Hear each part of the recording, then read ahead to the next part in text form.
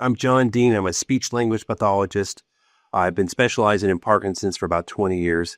And then, of course, I'm joined here by Josefa Domingos, PT, PhD from Radboud University, who's been specializing in Parkinson's since 2004. And we're here to talk a little bit about pain and addressing pain and worrying about pain in Parkinson's. And it's part of our exercise prescription or exercise RX series. So thank you for joining us today. Yes. Above all, the strategy is for us to thank everyone for all the questionnaires, for answering, participating actively in this talk, which means we got 52 responses, which is a very good pool of information that we have incorporated into the talk. And so that means it's guided not only by maybe the evidence is lacking a lot in this area, but also by what you may be going through and helping each other with the strategies that you are using. So we hope to share that with you. Let us begin with our question. And I like to take a little practical exercise on this, which is if I had only 30 seconds to answer this, what would I say to someone? And this helps us really focus on what will be the key messages throughout our talk. So what is the best exercise for pain that is related to Parkinson? If I had to say something, I would say this, right? So I would say that any movement that will help you alleviate the pain will likely be the best exercise. So we can use those movements as exercise. We should be focusing on avoiding actions that provoke any type of pain because it exists to help us. Instead, we should be engaging in movements that promote comfort during and especially after exercise. Thinking about making a plan of alternative exercises for when a pain crisis or a flare-up might occur. And then I think final message would be to really make sure that you have your medication stable because there is a direct influence in Parkinson's specifically, and the medication working effectively. So I think those will be our key messages throughout the talk. Because there's such an holistic approach to pain, we must see where does exercise fit into this managing pain. And that means that we will just take 10, 15 minutes max on trying to focus on how do we usually look at pain and manage it. And then we will try to give you some examples based on as things that the group shared here, and also the evidence that has been done in this area, and also by our clinical experience dealing with Parkinson for the last 20 years. And try to think about what exercises would make sense for certain types of pain. Okay, so that's our plan for today. And as we dive into it, let's think about what would be key steps for us to be able to manage pain at best. The first one is we have to make an important identification. So we have to be able to recognize what we are talking about. And this is an interesting issue in Parkinson because there is what we call pain that is related directly to the Parkinson diagnosis. And it is important for people to understand how the Parkinson is influencing their pain. And then obviously there is pain that occurs naturally because of other issues that people might have and also of aging as well. Now, I think it will probably occur many times that they can both be present and one will influence the other. So it's not so clear and easy to be able to distinguish. There are some cues that health professionals use that I do want you to also share with you.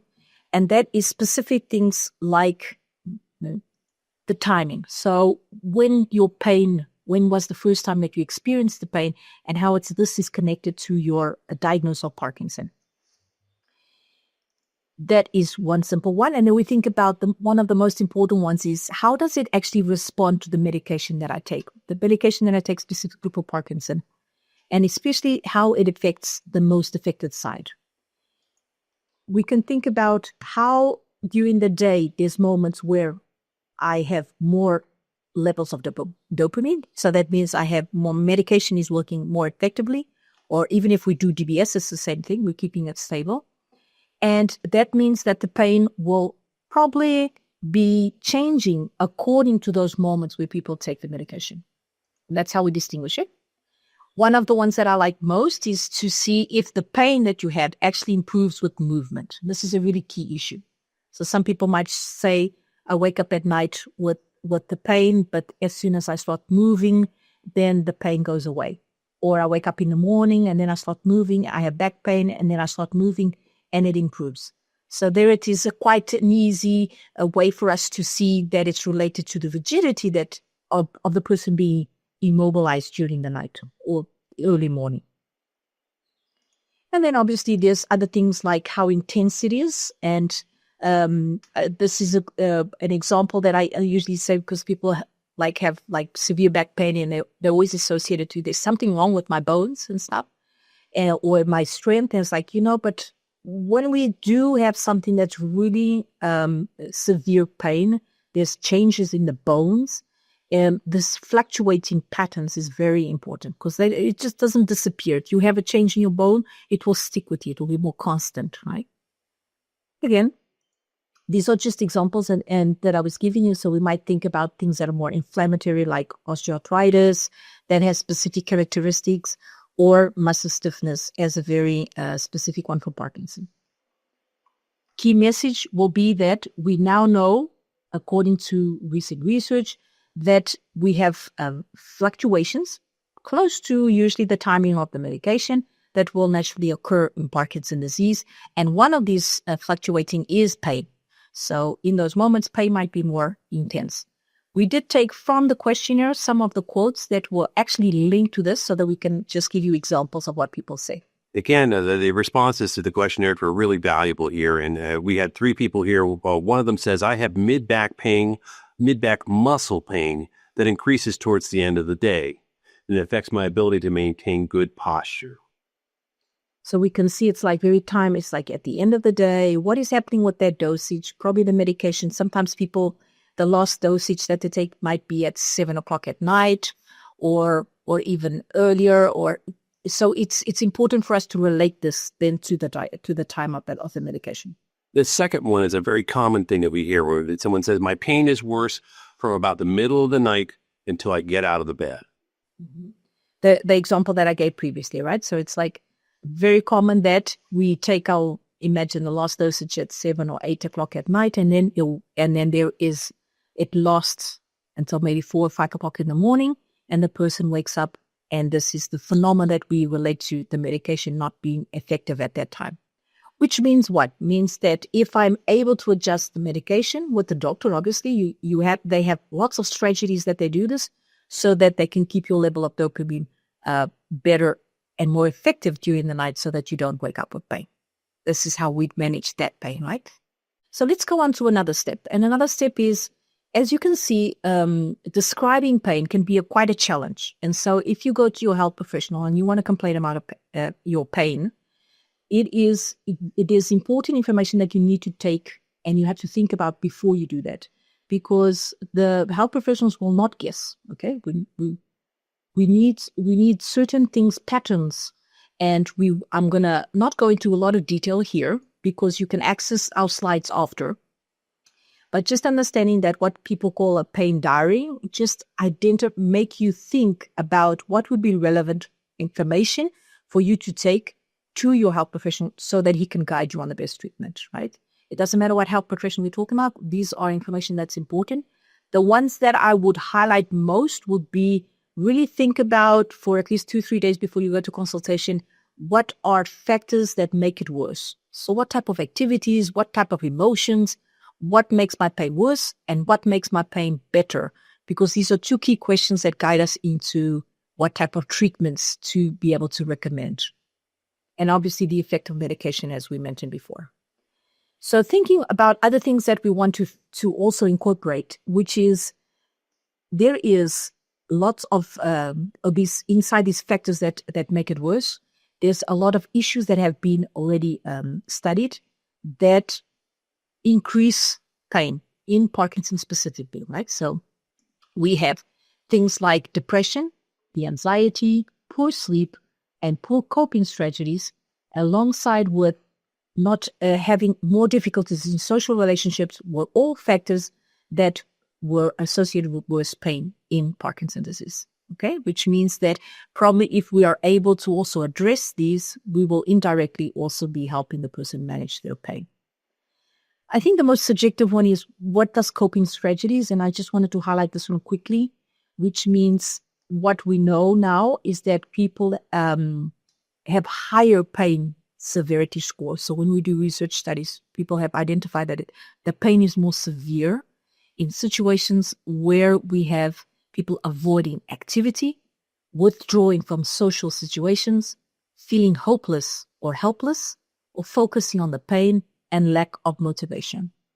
Of course, anyone can relate to when we have pain, it will change our mood, right? It will affect all these things. But just knowing that if we are able to somehow try to control what we are thinking about the pain and how we manage it, that will influence how the intensity of the pain is an interesting factor for us to know. Okay, so then we have obviously medication. And in medication, this is just apart from one of the articles from the guidelines of medical doctors and neurologists, that where they try to study different types of medication that might be possibly useful or more efficacious for pain. And they are struggling to get specific medication for that. So specifically to Parkinson, pain related. Yeah, and the only thing that you got to be a little bit cautious about is when you're taking maybe a narcotic base. The rotigotine it's a dopamine agonist, and it's already part of treatment for Parkinson's. But something that's got a codone, a hydrocodone, an oxycodone, it will definitely probably impact constipation, maybe a little bit of motility, and then it could also have a concomitant impact. It could also bother or influence your thinking a little bit. So that's one thing to be aware of as you're looking at these options. Mm-hmm. And I think this was like anything that can be treated without medication. It's better if you focus on those non-medication. Yeah. Yeah. So making sure when they were very optimistic about a medication that came out is really efficacious, they will let you know for sure. But I think we can also highlight that there's a role for the person with Parkinson regarding medication. Okay, so if we know that constipation might interfere with the observation of my medication and the effectiveness, then maybe I can try to also think about how to manage the constipation or drinking water. It schedules on the minute of when I take the medication. So things like that, I think, is part of how you can also do something regarding the medication and not only depend on the doctor giving you the right medication. Okay, so now the last step is obviously exploring other types of treatments, what we call non-medical options. And there's a lot of things out there that people try, obviously. This was a nice research study, so showing a review of all the non-medical treatments that people are using in Parkinson. And we had 4 that were highlighted, being psychological strategies. So you have like cognitive strategies for coping with the disease. Massage was reflected in one study. So this is getting all the studies that exist and trying to put them into a consensus paper. Then you had I have always difficult saying this, but acupuncture. Acupuncture. Yeah, it's you, Sammy. The word is difficult for me. And then obviously this is where exercise also shows up, right? I have this in my front. So in exercising, you can see that 6 studies that have shown the benefit of exercising. That's intriguing just to have this type of paper. It's already good.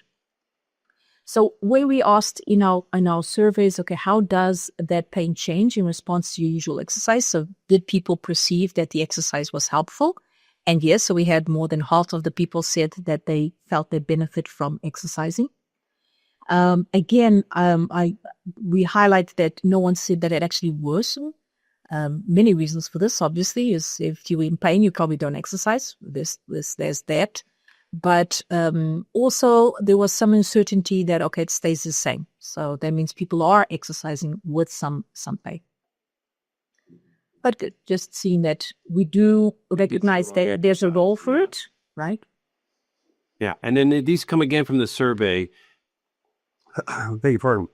And people talk about the exercise helping and reduce the pain in your back. Stretching and walking helps my pain feel better. This one was interesting, coming from a care partner saying, Using a walker first thing in the morning while dressing and going to the bathroom or washing up helps my husband move and walk. And then getting around, and while doing this, the pain gradually decreases. And that makes sense. The kind of motion is lotion. As you start moving around, things start loosening up. And then it feels better at the end of an exercise session. You hope that means you're doing the right exercise. Yeah, I think that's a key element. But on the other hand, as I said, exercise can also be challenging. Yeah, if I didn't have the pain, I probably would exercise a little bit more. Certainly, I would do a little bit more walking. Some days I just cancel. And again, that's totally understandable. But again, maybe working with a PT can get around that.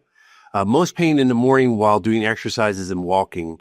And my pinched nerve has impacted my workout routine. And that's not. So here reflecting on situations that will stop you from exercising. And we know that people in pain will probably perceive that they are unable to exercise as well. And so motivation becomes an issue. And we do recognize that there are more barriers, for people to be able to do exercise if they are dealing with pain. And not less important, but less talked for many reasons, that when people exercise, there is also a risk. So there are people that report that they got injured while they were doing exercise, and then that becomes a pain throughout the journey, right? You sure see a kind of a trend. Weight training makes my pain worse, or lifting too heavy of weights. Sometimes long walks may influence that. I injured myself in the gym and had to stop going. And then lunges and fast-paced yoga or stretching increases my pain. And that ties in with what we know, that sometimes you get into classes that aren't directed towards Parkinson's, and maybe you're doing something that's a little too fast or a little too hard or with a bad posture. I would maybe highlight more the weight training. I think is the one that I fear most as a physiotherapist, the way it's done, and if it's really, really needed. Okay, so let's go into our, I would say, what brings us today is to think, okay, is there specific exercises that can really help us control pain? But in order for us to answer this, obviously we need to think about what type of, tasks and movements or exercises that people are doing and that are being helpful at this moment. So this is just grabbing onto all the answers that people give, what they perceive, what type of exercises they were doing, and that they perceived as beneficial. And you can see like general things, I would say, all types of aerobic exercises. You can see they're dancing, rock climbing, boxing, and then specifically the walking. I think it's a good run. If you are able to walk without pain, it's always a good way for us to have an exercise or that's relevant for the person, right? Walking is relevant for all, as a go-to exercise. And then what we more commonly recognize as stretching and flexibility, so different types with yoga, with heat, maybe people using resting also as an option, slowing down, doing massage and heat. So you can see these are, I would say, common ways to use to be able to bypass. But let's go back to that research study that I talked about and what were in those 6 studies, right? So the whole summary of that paper is basically saying that giving you recommendations about what type of exercise to use for pain. And overall, as you can see in the top there on the top right, it comes down to recommendations that you guys are probably very well aware of, because it's the general exercise recommendations that we give about the aerobic exercise 3 times a week, progressive resistance. So that is something that you know. And then specifically with people with Parkinson and chronic pain, these were the ones that were recommended for now, but not with low certainty. Evidence means we need to know more, right? There's not enough research. And this was aquatic exercises. It was Pilates, yoga, and postural and trunk exercises that I'll give you examples. So in order for us to give recommendations, guys, we have to think about, okay, what is the complaint? What is the type of pain? There's different type of pains. Because of time issues, I'm not going to be going to a lot of theory. I really want to make this practical. And so of everything that people said, I grouped them up into at least 3 different things that I want to focus on. So this is one group where I would put all these into pain that is related to rigidity, that's probably related to the Parkinson, and which increases as we know and fluctuates as we know. So as you can see, back stiffness, joint pain, muscle stiffness, now more or less put them into the same. And then we have a second category, which we will put specifically into this problem called dystonia. So that is a specific problem that can occur in Parkinson where there is a more severe contraction of the muscles. And I'll give some examples for that as well. And then obviously we can have other problems where we have like nerves related or pains that maybe have a more difficult description. Sometimes it's difficult to describe our pain, or it fluctuates from a lot of different areas. And that makes it challenging for the person living with the disease, for the person that is also hearing the complaints and trying to make sense of it. Okay, so based on this, let us think about what type of exercises of those that were suggested, and also based on my experience, would make sense if I'm someone that is dealing with muscle rigidity and stiffness, those type of pains where people most often complained about low back pain and leg, mostly on the most affected side. So that's where the rigidity usually comes on more, and then the person starts compensating. And the neck. These were the top 3 of what we call more rigidity-related and musculoskeletal issues. And why does this happen? I think just by showing these pictures, you can understand that there are changes in posture related to Parkinson's disease that obviously we fight against this in terms of exercise. This is what we're fighting against. But they exist, and they are responsible for the overload of certain muscles. As you can see, for example, this gentleman here on the right, he has the weight of his body placed on the right side. These are examples of what people mentioned. So grabbing onto sentences that people said in the questionnaire, things that made the pain worse, right? So being stationary, falling asleep. This gentleman found a nice way to rest his feet, and it's easy to fall asleep if we're nice and comfortable. And then the placement of feet, if we're standing up too long, and then if we do have those changes, and then we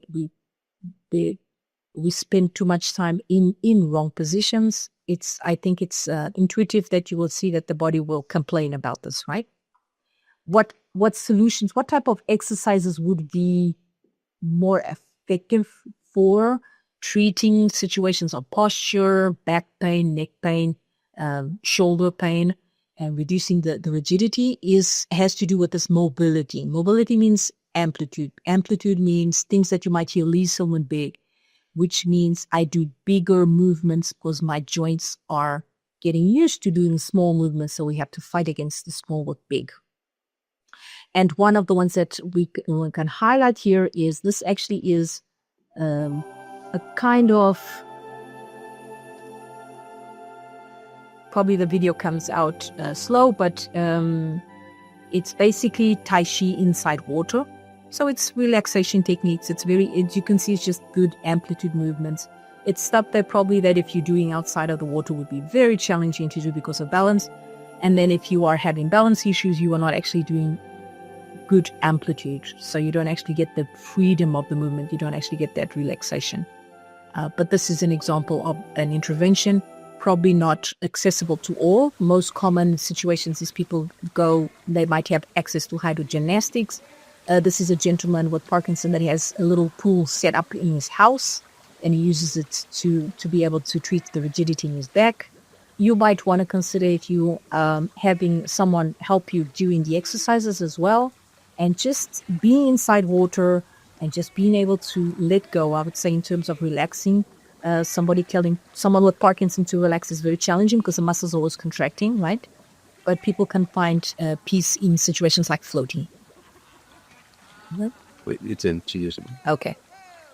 So this what we have in terms of recommendations of evidence that the pool would probably bring the best results. Obviously, something that people have access to easy would be using Pilates. And it's interesting. This was a 12-week program, twice a week, showed that people tolerated it really well. I think most programs are now basically ongoing. So people have to make decisions about how do I incorporate all the different exercises that I want to do. I think when we deal with pain, the focus should be how can I relieve the pain, right? And what type of intervention helps me relieve that? And this one specifically for low back pain showed some benefit. And then there has been other papers building on that. And what I wanted to highlight in this one is sometimes we have to read a little detail about about these papers and try to understand the adverse events that are usually not reported so strongly. We should make researchers do that more. Obviously, working in the clinic, we realize this. I have often people that complain about certain postures that people do in Pilates. And I can obviously being an instructor, I can understand that some things really have to be alerted. So I want to leave you here with this alert that positions like this on the left, which is already an adaptation that is done, can bring a lot of strain to your cervical spine, to your neck, and to your shoulders. And bringing up your feet like that can really bring a lot of strain to the back. So just caution on if after a class you feel pain or increasing pain or discomfort, it's time for you to really look at, is there a specific exercise there that's causing this, right? So that's like the very first one. I missed the hundreds, and the hundreds, there's like a key part of it, but you've got to get that moved out. And I would say just this position in the second picture, maybe what I would adapt it if someone was ready for me is having the person maybe against the wall, so she would have some comfort in the back. Just assuming this position is already a challenge. Yeah. But I just want to choose some of the exercises. So here on your left is something that people often perceive as, this really makes me feel good. So some people that are already used to doing this type of practice like this exercise. It is an extension to the back. To imagine low back pain can actually flare up with this type of exercise. So just being careful about how your body really responds to this type of exercise, because it is extreme extension. But as I said, most people feel comfort. But we do have a couple that also just being on your knees, and you can have like joint pains and joint knee pain, and the hands. If the problem is too long, is staying too long in the same position. So you might be able to do the exercise a while, but if the instructor maintains the position for too long, then that becomes more challenging. Just looking at the way her toes are in that second picture makes me cringe. It's it's a time. And then I think yoga, everyone will associate it as well with, big movements. There is a meditative association to it, factor. And so people perceive it as improving mood as well. And it was curious because the article that came out actually shows that yoga improves balance and low back pain. It showed positive results in this. But curious enough, not anxiety. So it did not really related, but anxiety is a complex concept, right? These type of interventions you either identify yourself with or not, right? So it's not everyone relaxes with relaxing. Yeah, but that's a very competent research team. I mean, Gavin Earhart did the work on tango too, right? So let's think about other things that you might do in the gym that you might even recognize, which is this notion of amplitude. And so if you say, what would be the best? Can you find a nice movement that works on your amplitude of the joint that you might be feeling pain, and trying to find movement that does not cause pain, and you gradually increase that amplitude, right? So things, it's difficult if you are doing exercise on your own in the standing position. If you use some sort of support, your amplitude will be bigger. And by this, I mean, sometimes we're giving classes and people resist using the chair as if it's a reference of severity of the. It's not a question of a person being worse. By placing my hands in the chair, I can do bigger amplitudes, right? So I can focus on the ingredient that I want there is amplitude and not actually balance. So this is just using a reference of places that I can touch so that I can get that amplitude. And then you'll recognize movements that people do on the floor as well. So just having a nice sequence. If you are dealing with discomfort in the low back, this is actually, and having being possible to do such a program maybe in the morning as you get, choose the moment that is obviously best, that you feel best for exercise. But it just helps you, I would say, like the warm-up, like we said in the chat, right? So this is a nice warm-up for the day, I would say. Someone has a question here. It says amplitude versus balance. Please say more on that topic. Yeah. So what I was mentioning is like, if I want to focus on balance, I have to provoke my body to be out of balance. To truly be training balance, I have to be unbalanced, right? And these are very difficult exercises for anyone to prescribe to you, for you to do it alone at home. At least they try to guarantee safety. You do like balance exercises in the corner, or you have a sofa behind you. but therapists will be more fearful of prescribing balance exercise. And when you do, like you do online classes and everyone's sitting in a chair, this is, again, it's the fear of the balance. How can, if I am having difficulty with balance and I'm doing an exercise, even stretching, I'm trying to do a movement, the biggest movement possible, I will only do it according to how fearful I am of falling. So if I touch something, just by touching, I will tell my brain, I'm touching a chair, or touching a bed, or touching something. I will know where I am in space, and it will help you have greater amplitude. So you'll do bigger movements. I don't know if that helps, but it's just defining what do I want from that exercise. And because I'm talking now more about pain, if amplitude and movement and slow, big movements tend to respond better to for pain than balance, for example. So it's, if you are training balance, that's a different question, right? But I can come back to that after and give you more examples. Good. Even in things like boxing, I don't think the video is giving, but even in boxing, we tend to focus on doing movements that are nice and big. I think all therapists that are working Parkinson, this is a key word that they use. Doing things that are big and then doing things that are faster, but both have to be comfortable. One of the nice examples of amplitude movement is using the TRX. Everyone familiar with this? Yes? It's a nice equipment that people can have at home. This was actually a home program that I did for this gentleman that was kind enough to let me share. And it's just a group of exercises like this one on the right. When he's feeling discomfort on his low back pain, you just start with that. It will help your hips reduce the rigidity around the hips and the low back pain, low back, and so that is helpful. These type of devices, they come in with a program, so they come with a flyer, and it's all about strength training, and that's not what I'm using it here for. Right? As you can see, what I'm doing is for the gentleman to be able to open up his arms nice and big, and keeping the muscles in the back comfortable. So it's not, so if you can get some guidance on this would be good. Just by buying the device, the exercises that they have there is just for gaining strength. And usually it's exercises that are too much of the same muscles. But it's a good option to use. You mean it needs to be customized for Parkinson's, right? Yes. And I think for mobility, just think about it. I need movement. I want movement, not continuous strength training. These are other examples that obviously if you get some support and people think about, I have rigidity in my knees. I tend to believe that the therapists are becoming more and more creative in their gyms so that they can keep you motivated.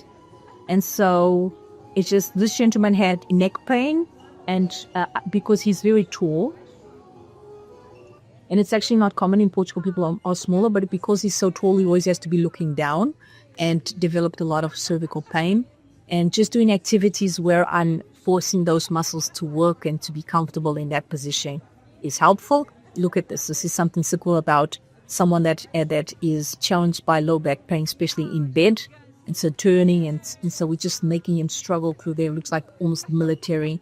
He's having a lot of fun, so don't worry.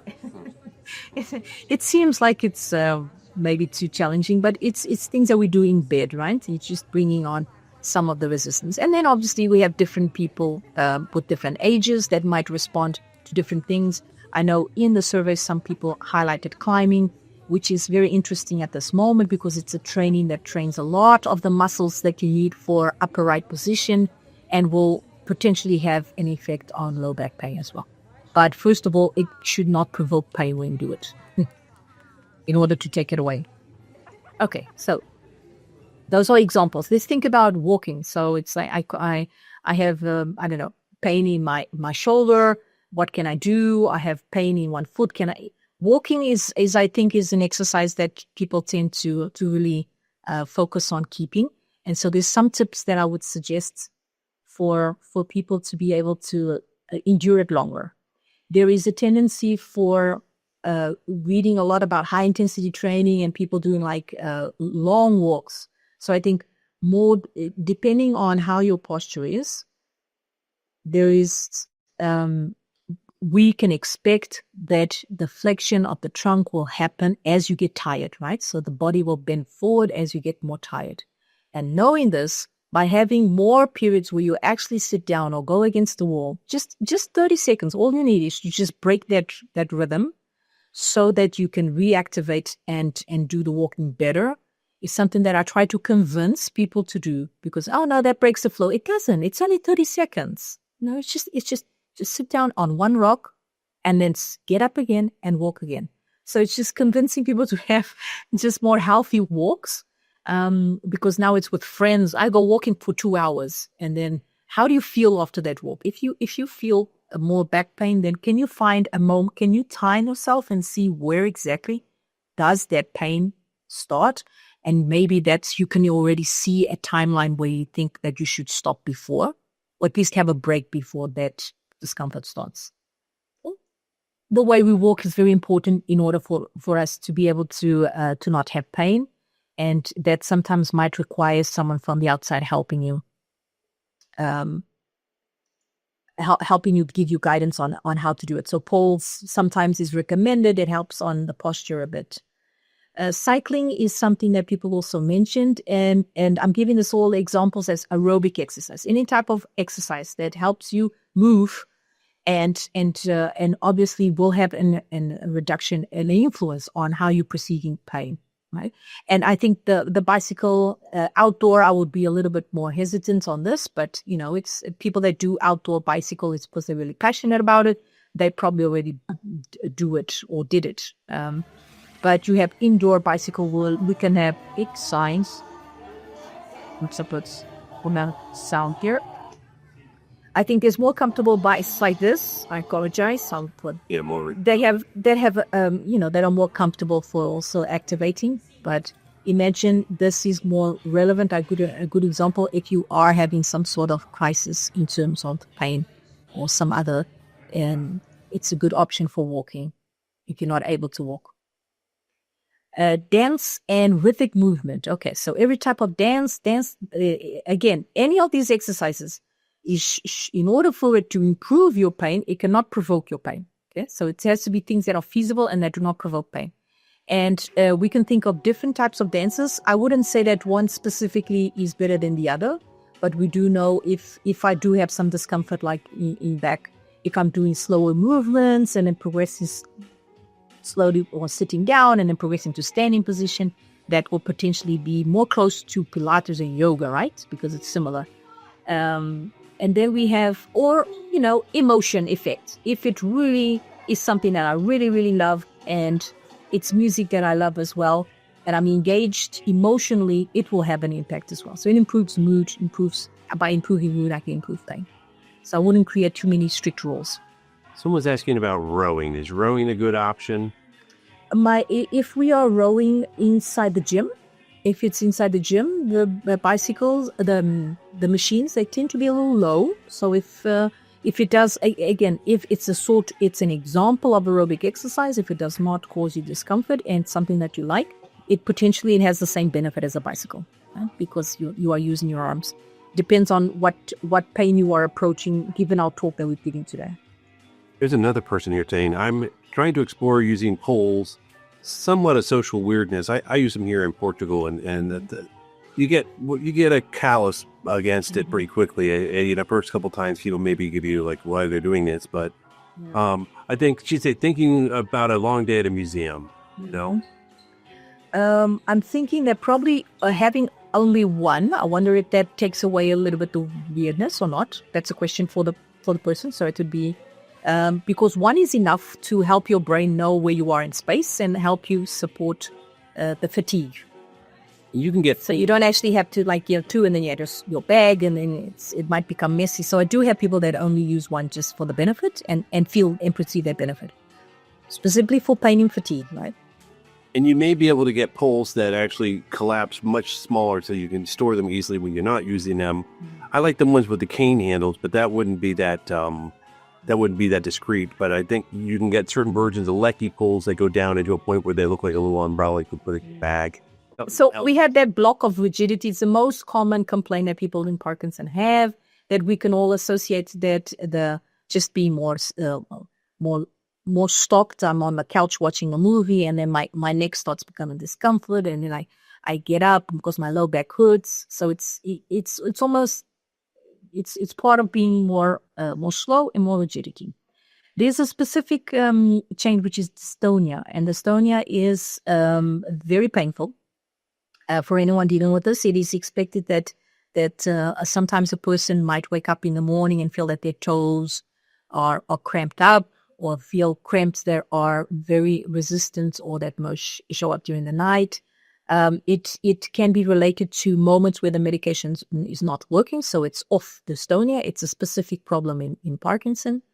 Maybe tightness in the hands. The way the exercise for these type of situations for pain would be particularly different. I would never try anything fast in these situations. Again, not going into God, it has to go through the triage so that you understand what can be treated with the medication, what can be treated with other pharmacological interventions that are also done, and then what is the role for movement. Most of the situations is really passive stretching of the muscles. People's slow amplitudes. I would just avoid anything that is fast. Michael J. Fox talked about in his book, getting out of his bed and putting on these penny loafers without his socks. And that's exactly what he's addressing, is that off-period focal dystonia. Yeah. And, this is an even better solution. But yes, this is actually a suggestion. So if people are exercising, for example, and their feet are cramping up, because I can share with you, dystonia can even be induced by exercise. So sometimes there's a type of dystonia where the person's exercising and then it comes on.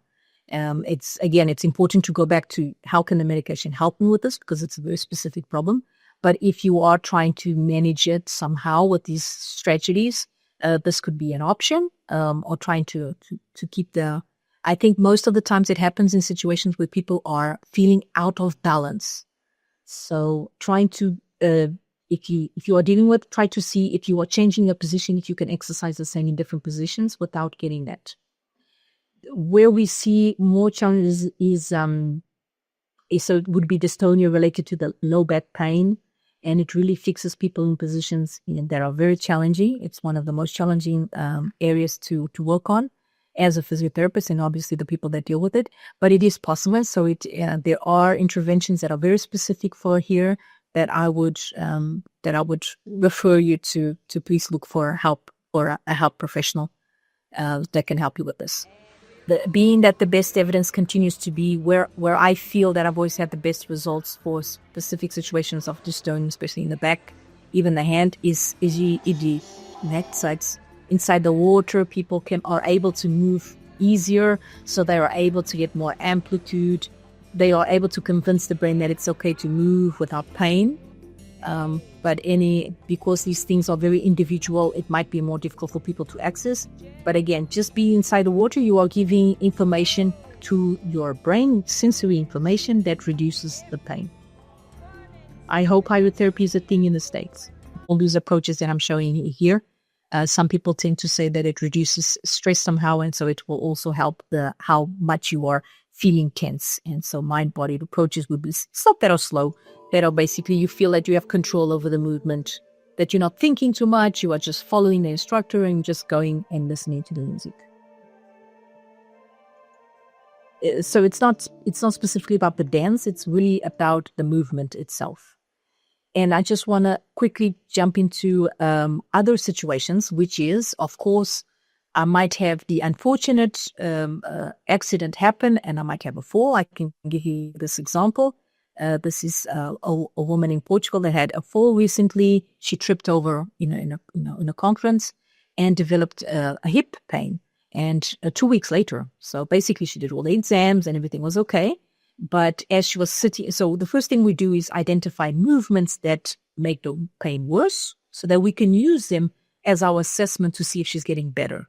So imagine that sitting and standing was quite challenging, but she was able to walk and do things in the standing position. So what we did is just, I think we just need to convince your hip, it was the most affected side, that it's okay to move. So we just found us against the wall, just going up and down and squatting. brought some sort of movement to the joint that was having pain, but did not provoke the pain. And curious enough, she actually did her homework. In Portugal, it's very difficult to convince people to do exercise at home. And and 1 week, so on Friday, then when I saw her again, she said, my pain is better. So a pain that responds so well to so little, you all agree that it's very little exercise? It's nothing extraordinary. I was imagining that probably would have to do some handling in terms of hands, and it wasn't necessary. So the pain literally went away just by having a group of exercises that we're putting weight on the most affected side there without pain. And then she was sitting and standing and the pain reduced. There's some space for us to talk about moments where we might do too much exercise, right? Or something that goes wrong in the gym. And maybe I was running on the treadmill. I often hear this, especially from young onset, people that were diagnosed early, and they tend to push themselves quite a bit. And so running is actually one of the ways that people compensate more, which means they use their less affected side too much. And then there's an asymmetry in the hip, and then there's low back pain. And it's very difficult to help reduce that asymmetry, because it's on the speed of the movement is so big. There are ways and tricks that therapists use on the treadmill, like hitting the ball forward or for you targets so that you can hit your knees up and keep the quality of the movement. But that means you need some supervision for that. And so when something like this happens, unfortunately now you have some sort of injury, and you have to have a plan about what type of other exercises can I do, specifically in the realm of aerobic exercise, as probably you all know, that is the type of exercise that we want people to keep doing so they can delay more or have an effect on the progression of the disease more. And by aerobic means something that really tires you, that takes your breath slightly away. So thinking of a plan, what would a plan look like? And I will finish here so we can look at some questions from you, and just thinking about exercise should not increase pain. I know some people like to work through the pain. I know there are some people that really defend that. I honestly, as a therapist, think pain exists to help us understand that there's limits in our body, and we have to be creative enough to find ways to be able to do the same movement, achieve the same goals without pain. I cannot accept that working with pain is a thing. If for some reason the pain persists or worsens with the exercise, you really need to reassess it. Sometimes you might start off with some discomfort, like I was doing an exercise today and I said, she said, oh, no, that hurts. And I say, okay, let's do it a little bit less, so the amplitude. And then she did about 10 times, warmed up the joint, and does it hurt? No, it doesn't, right? So it's just being mindful that do not insist with the pain. And obviously consistency is more important than intensity. We are in a time where everyone tells you to do a lot of exercise, and it's important to be more consistent. And don't, I dare say, don't be afraid of the intensity. It's really about creating the habits, having good movement, feeling good with the exercise. That is really, really the most important thing. And then, yes, of course, the best exercise is the one that a person can do. You hear that also regularly. But I would add into the sentence without pain and discomfort. So obviously personalizing it to you. And I hope that at least some of the messages are helpful. It's challenging for us because it can be so many different things, and it really requires an assessment.